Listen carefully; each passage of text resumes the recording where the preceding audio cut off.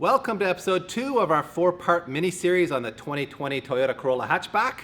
Today we're going to add a little extra performance and style, starting with these.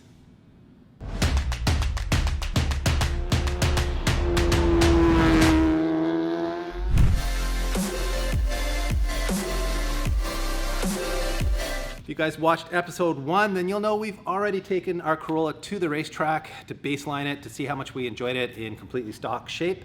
And I turned the best lap time of a 1:33.1, but go and check that episode out if you haven't seen it yet.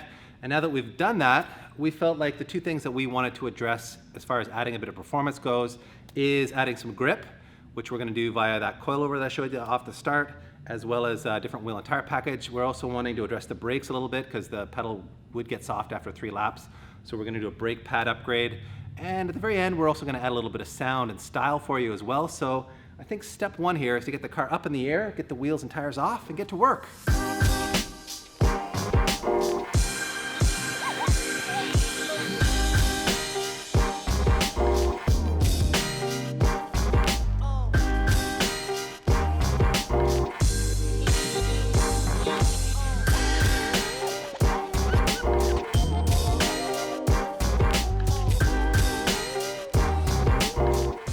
Well, it's time for out with the old and in with the new, and by old I mean almost brand new. We've put just over 1,300 kilometers on this car so far, and as you can see, this is all like new, as it should be, and obviously quite a different design than what we're about to put on. I should mention that these were really easy to take off. You just have the 2 big crash bolts at the bottom of the strut, disconnect the sway bar, take a brake line off of a bracket, and get the 3 top nuts off, which we're a little bit of a struggle to get at underneath the cowl there, but we managed to do it with hand tools. So off those go, and in their place come this coilover kit from RSR USA. And these are designed and engineered in Japan, and this is their Sports I kit. So the I stands for intelligence, everyone. And I must admit, when I first saw the I thought, that's just a gimmicky thing, but they've actually put a lot of thought, I would even say intelligence, into the design of this kit. They've kept street use in mind, and when I say that, I mean they've done a lot of rubber isolating. For example, at the top and the bottom of the springs, they put a rubber isolator in there, which is unusual to see on an aftermarket coilover kit. Oftentimes they'll put like a little bit of like a friction reducing clip in there to prevent, basically let the spring rotate and hopefully prevent a bit of spring rattle, but this will really isolate the spring well, so you'll never get any spring rattle. They put a nice dust boot on it. Even the top mount, which is camber adjustable, but is not a traditional camber plate, you can take these 4 bolts out and spin the underside around and change it from being in, we've got it currently set to full negative camber, and you can swap it to the other side, which will give you more positive camber. And they, like I said, preset them to their recommended ride height, which lower the car about 1 inch in the front and about 1.4 inches in the back. And we've double checked all of that, gone through their instructions, which are very thorough. They have like torque specs for everything in the instructions. So all in all, I'm really impressed by the amount of effort that went into designing this kit to be, very street friendly with very clear instructions. So let's bolt this thing up, Pete. It looks like it's just gonna go in the way the other stuff came out. And there you have it. The front coilovers are in, and man, what a pleasure to work on a brand new car. There's no rusty bolts. Everything is just torqued to spec perfectly, so it's a real pleasure. And while we're in the front here, we are going to swap out the front brake pads. And as you can see, I've already removed the lower bolt here to open up the caliper and remove the stock brake pads. And we can see that they took a serious beating at the track. This sort of discoloration and glazing that you see here is pretty typical of a pad that has been worked outside of its designed operating temperature range. So we were just overheating these pads, which is why I was seeing performance drop off at the track after a couple of laps. Just asking too much of them. So we are swapping these out for these Hawk HPS 5.0 pads, which are a high performance street pad. So we're not really gonna give up any street ability. They still have the kind of like engagement and release characteristics of a street pad, so they don't hit super hard when you touch on the brakes, and they don't release suddenly when you get off the brakes. And they're also low noise. They won't make any more noise than a stock pad. They may produce a little bit more dust. It's made of a ferrocarbon material, which does have a higher torque or mu than a typical street pad, which will give it more initial bite. So at the track, when I get on the brakes hard, it will slow the car faster. And most importantly, it has a higher operating temperature range. So these are rated from 100 to 750 degrees Fahrenheit. and the stock pads are probably more like a 500-degree pad. So this is buying us a bunch more room for temperature. Moving on to the back here, you can see we have a multi-link rear suspension design with the shock absorber separate from the spring, which lives on the lower control arm over here. So it's not a coil over design, nor is the RSR setup that we're going to. You can see it uses a separate shock with adjustable length to the shock, which you set to be this to work with the spring height that you set. And when we set the spring height, that of course is going to determine our ride height. So this distance here is set to RSR's specification to lower the rear of the car 1.4 inches. And you can see that the springs also have these rubber noise dampeners on them, and it's got this lower rubberized mount here ring as well. So again, they've gone to some lengths to make this as street friendly and as quiet a setup as they can. We also have to swap the top mount. So you can see the shock here has no top mount on it. We're not going to use this piece of cardboard. And we're going to swap the aluminum one over onto here with, using their very detailed instructions. You can see they really go to great lengths to give you very detailed instructions, including torque specifications for the top nut and everything. So.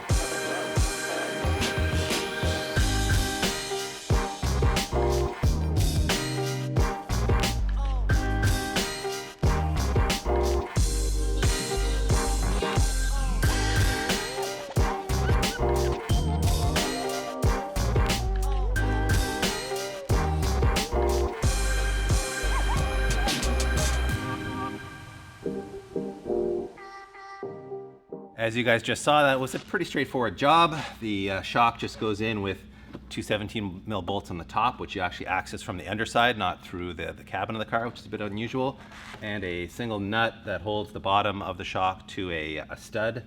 And then the spring just drops into that pocket on the lower control arm, reusing the upper and lower OE rubber isolators, as well as a lower isolator that RSR supplies. This is it, everybody. The moment you've probably been waiting for. Now that the suspension's on the car, it's time to reveal our wheel and tire package, which, as you can see, we've gone with the very subtle color choice of hyper gold in these Volk Racing TE37 SLs. SL meaning super lap, and that's what we're planning to do with this bad boy, turn some super laps. These are a 5x100 bolt pattern in an 18x9.5 plus 40 offset.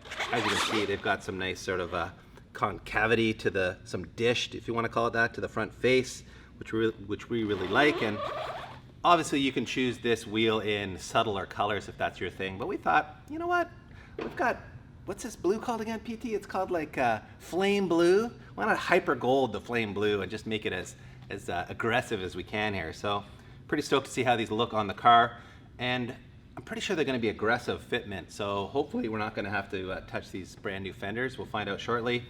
And for tires, we have gone with Continental Extreme Contact Sport. This is a very good 340 tread wear, true summer tire.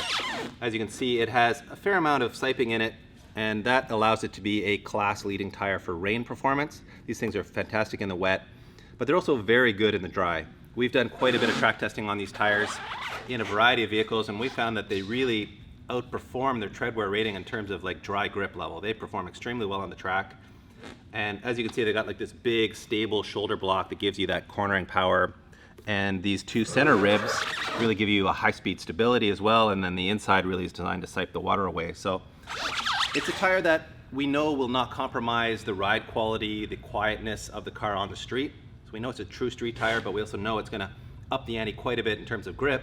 Even though at a 340, it's actually the same tread wear rating as those all-season tires that the car comes on stock. So be interesting to see just how much grippy these really are. Actually, before I bolt this up, let's do a quick side-by-side comparison of the stock setup versus our new setup. And as you can see, the 255 3518s that we were putting on are quite a bit wider than the 225 4018s that come stock. And you can see how different the tread pattern is, how much more a rubber we're going to be putting on the road with these. And obviously with the wider wheel, the stock wheel's an 18x8. We've got the added width to support this bigger tire. And of course, we should also mention that these Volk Racing wheels are forged wheels. They're a form forged wheel, which is pretty much the strongest method of making any kind of forged wheel. They are pressed at very high pressures into this form, and it aligns their molecular structure in a way where they're extremely stiff. and incredibly light as a result of how strong they are. They can use less material and make them very light. So even though we've got a much wider wheel, 1.5 inch wider wheel and a wider tire, we'll show you on the scale here that we are saving a significant amount of weight. So as you can see, I've got the stock wheel and tire on here, and it weighs 55.2 pounds. And there you have our wider setup weighing in at 41.2 pounds, which is a 14-pound difference. That is a huge amount of weight savings per corner. What's that add up to? Over 50 pounds of weight savings on the car overall.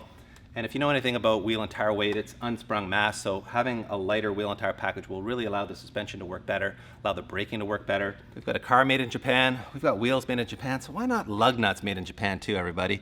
These are Kicks Racing Gear Dura Racing lug nuts, and they are made of duralumin wheel? I don't know what duralumin is. I think all I can tell you is it's very lightweight. I assume it's maybe a kind of a strong aluminum. And these are obviously a closed-ended lug nut in the correct thread pitch for a Toyota. And they even have a lock nut set up here, which uses quite a unique style that will prevent somebody from trying to hammer a socket on there. So I think it's actually quite a secure method that they've used. And we are gonna tighten these down with a new tool that we're pretty excited to show off as well.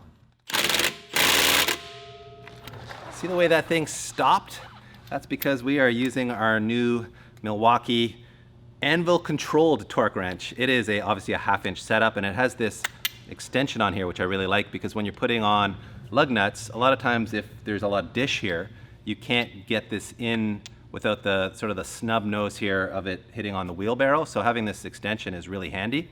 And the whole trick with the way it shut off there when it reached a certain torque level is, as you can see from this diagram on the top, it has 4 different torque settings. So setting 1 will go between 40 and 75 foot-pounds. Setting 2 will go between 75 and 150. Setting 3 goes up to 450, and setting 4 goes up to 750. It also has loosening power up to 1,100 foot-pounds. So this is a serious gun. It's a heavy hitter. And that Bluetooth light there should tip you off to the fact that this thing is actually Bluetooth enabled.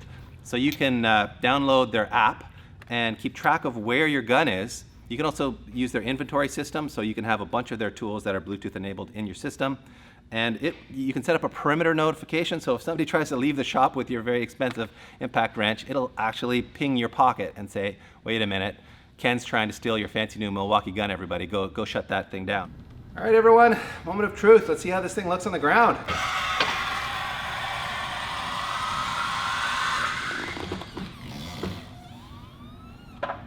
Boom.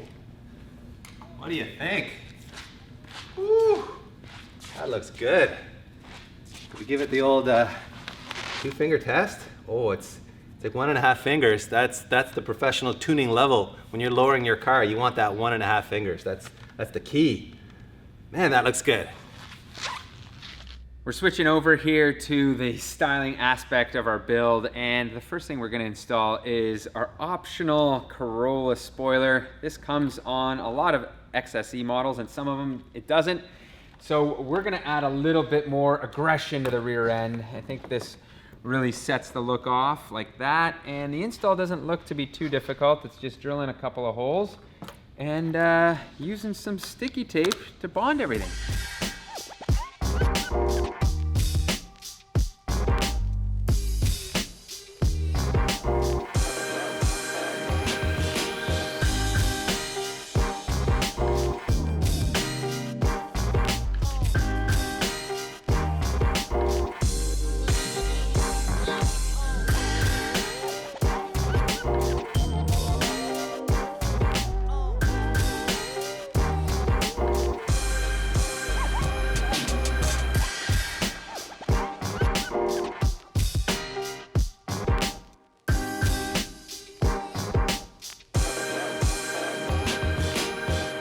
And just like that, I think we've added some serious style and aggression to the rear hot hatch here. I really love the angle, super aggressive. We're definitely gonna win some style points, so I think it is time to move on to a lip kit. As most of you have probably guessed, it's pretty hard to find aftermarket parts for the Corolla since it's such a new chassis. However, there is one shop, Auto Tune, that is making quite a lot of parts for it, including this full lip kit. Check this thing out. It's pretty awesome. It's made of FRP. They do offer a carbon version. That was a little too baller for us. We had our buddy Luke at 242 Customs paint this up because it does come unprepped. So you do need to paint it. We painted it this gloss black, which I think is gonna look awesome on the car. So I think it's time to get to installing this.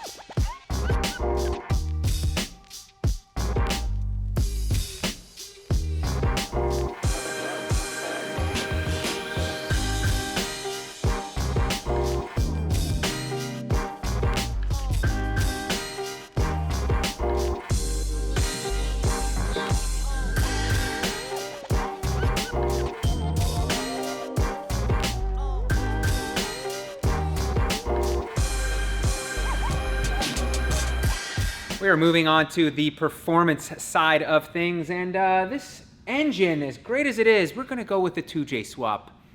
No, I don't think that's gonna happen. Maybe a turbo kit, forced induction.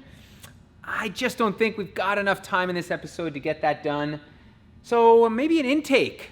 Well, unfortunately, there are no actual intakes on the market for this car. This car is so new that there's nothing out there. And we could build a custom one. However, the math is one of those things that is very sensitive. So if you start messing around with things, you can throw off the tune of the car. So we don't want to do that. However, there is one aftermarket item that we can add onto this car for the intake system, and that is a TRD a TRD air intake filter. And according to the box here, this is actually a lower restriction filter, and it might free up a little bit of power. Can this be? Has Toyota made this as simple as flipping one, two of those little clips? And there is our official Toyota paper one. Mega resistance. No resistance. Whoa. Oh, I can feel the horsepower building. Okay, that is officially my new favorite modification on here because it literally took 30 seconds to do. Now I know a way to determine that this is gonna get an instant 10 horsepower. Dyno proven. Right there, all you gotta do is add a Speed Academy sticker.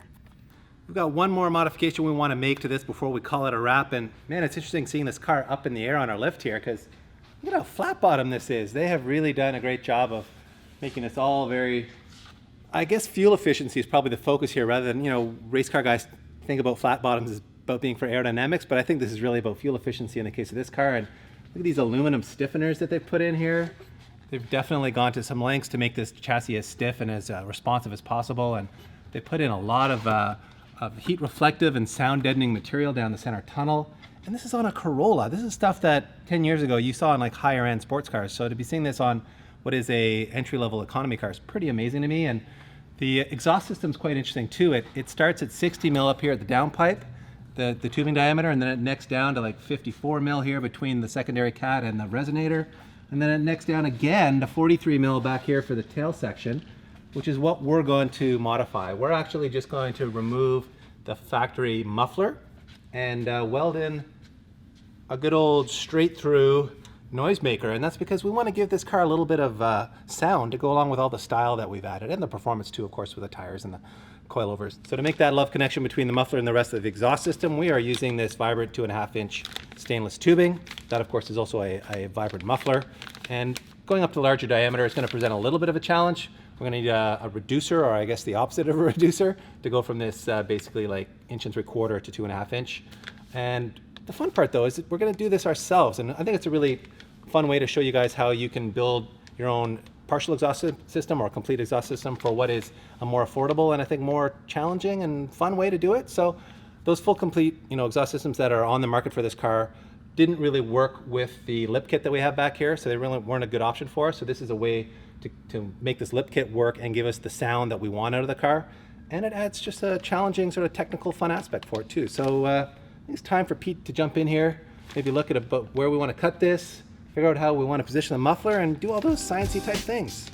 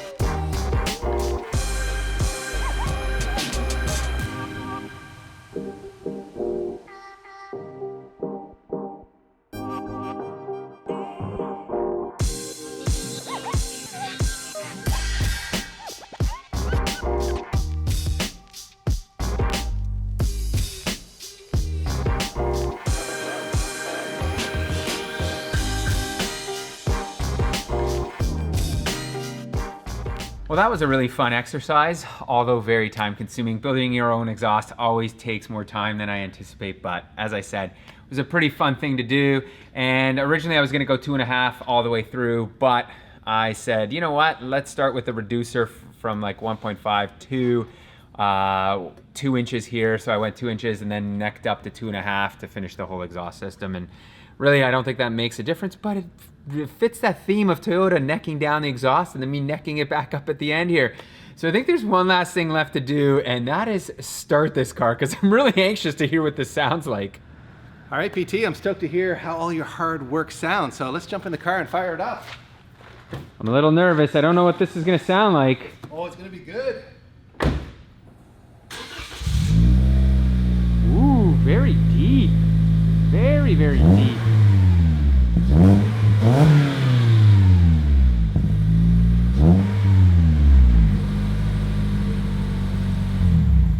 Yeah, sounds good, man.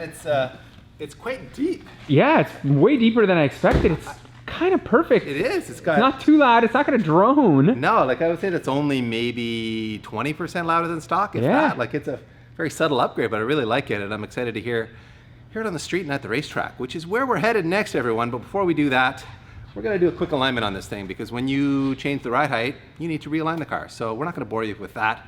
Instead, next up in the next episode, you're going to see this thing ripping around the racetrack and see how much faster it goes than it was when it was stock. So thank you very much for watching, everyone, and we'll see you in the next one. There you go. That is an instant 10 horsepower. It may not even stick. That's how fast it is. But 10 horsepower added.